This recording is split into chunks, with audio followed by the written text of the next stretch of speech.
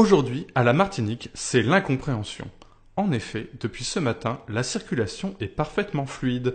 Aucun embouteillage, aucun mouvement de grève, station-service ouverte, une situation pour le moins inhabituelle qui préoccupe les usagers. Mais je sais pas ce qui se passe, c'est comme ça depuis ce matin, 6 heures. Là, je viens de faire de l'essence et il n'y avait personne devant moi. Et vous avez pu en acheter beaucoup? Ben oui, mais j'ai fait le plein. Là, je viens de déposer les enfants à l'école, ils étaient à l'heure. Et quant à moi, je vais arriver en avance à mon travail. Vous vous attendiez à ça en venant en Martinique? Non, c'est sûr que c'est pas facile. On s'attendait pas du tout à ça et maintenant on va être obligé de faire avec. Vous allez faire quoi du coup aujourd'hui?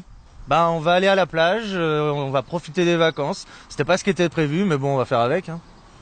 Madame, situation inhabituelle en Martinique, station-service ouverte, pas de grève. En tant que chef d'entreprise, qu'en pensez-vous? Mais si tout le monde circule librement, ça risque de faire fonctionner les entreprises, ça risque de créer des emplois. Quelle solution alors? Il faut que l'État intervienne, que le préfet prenne ses responsabilités, réquisitionne les stations et qu'il les ferme de force s'il le faut.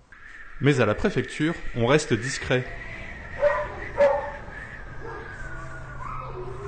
Pendant ce temps, si chacun tâche de faire bonne figure, certains en subissent déjà les conséquences, comme ce gérant de station-service que nous avons interrogé.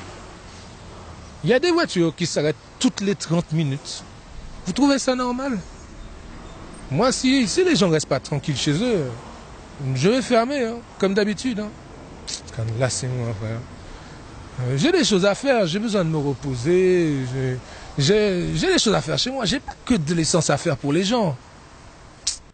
Et partout dans l'île, la même scène se répète. Les pompistes accueillent les automobilistes, lesquels repartent aussitôt, le réservoir plein, l'air exaspéré. Et cela ne touche pas que les usagers de la route. Les porteurs de bidons et de jerrycans, eux aussi, sont désœuvrés. Vous savez ce qui se passe? Personne ne sait. Nous on est venus comme tous les jours pour trapper un petit 3 € d'essence. Et puis là on nous a dit comme quoi que tout le monde peut être servi. Regardez.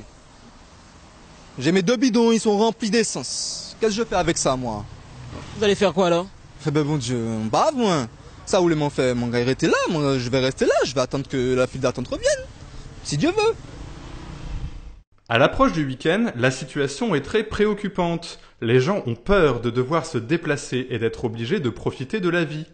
Mais que se passe-t-il auprès des fournisseurs de carburant? Le porte-parole de la SARA, Léon Baratin, a accepté de nous rencontrer. Monsieur Baratin, bonjour.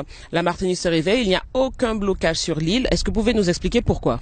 Alors écoutez, d'abord je tiens à dire que la SARA n'y est pour rien. Il faut arrêter de nous accuser du bout du doigt comme ça sans arrêt. Vous êtes en train de nous dire que ce n'est pas vous qui travaillez alors? Alors ça, mais certainement pas.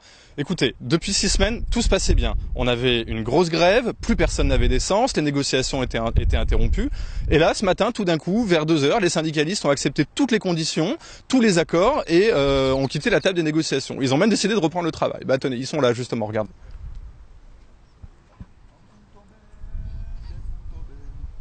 C'est pas nous. Pourquoi c'est toujours nous qu'on pointe du doigt comme ça, hein?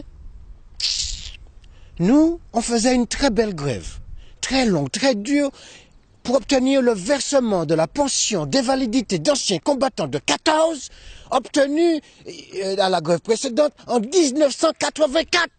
Article 12, paragraphe V, alinéa P. Et la direction a dit oui. Donc nous, on a dit d'accord. Alors on a décidé de reprendre le travail.